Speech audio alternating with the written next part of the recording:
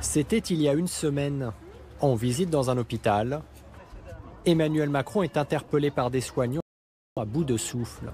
Les moyens, ils sont en train d'arriver. Ils commencent. Oui, mais là, on n'a pas de renfort et on a les patients. Donc... Je suis un fils d'hospitalier, j'ai pas envie de laisser tomber l'hôpital.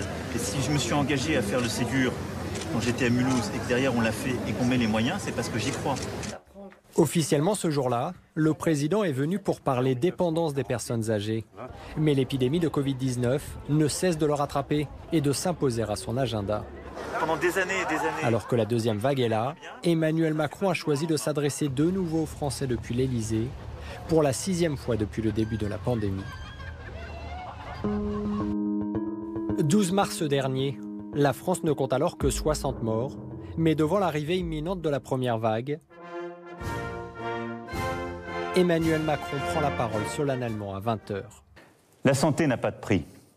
Le gouvernement mobilisera tous les moyens financiers nécessaires pour porter assistance, pour prendre en charge les malades, pour sauver des vies. Quoi qu'il en coûte. Les crèches, écoles et universités sont fermées. Et 4 jours plus tard, le ton se fait encore plus martial. Le confinement général est décrété. Nous sommes en guerre. J'ai décidé de renforcer encore les mesures pour réduire nos déplacements et nos contacts au strict nécessaire. Le confinement durera 2 mois. Au début de l'été, alors que l'épidémie reflue, le discours présidentiel évolue. À la crise sanitaire s'ajoute une crise économique sans précédent.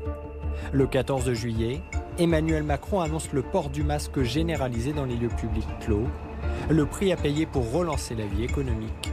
Le confinement était un révélateur d'inégalité. Je ne veux pas de cela à nouveau pour le pays. Et donc nous sommes en train de tout faire pour éviter une nouvelle vague et pour avoir une approche différenciée si elle apparaissait. Et les gens qui d'ailleurs en face peuvent vous dire on aura un vaccin au mois de mars prochain ou d'avril, très sincèrement vous trompent. On va sans doute durablement vivre avec le virus. Vivre avec le virus, voilà le nouveau mot d'ordre.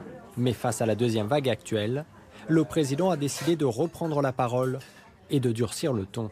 Si le président se déplace, s'il parle et s'il passe par-dessus son ministre de la Santé et son Premier ministre, c'est parce que le moment est important, solennel. On va se retrouver avec l'ambiance pas tout à fait aussi dramatique, mais aussi importante que celle du 12 et du 16 mars. Emmanuel Macron doit surtout convaincre. Selon notre sondage Elab, 61% des Français estiment qu'il n'est pas à la hauteur de la situation depuis le début de la crise.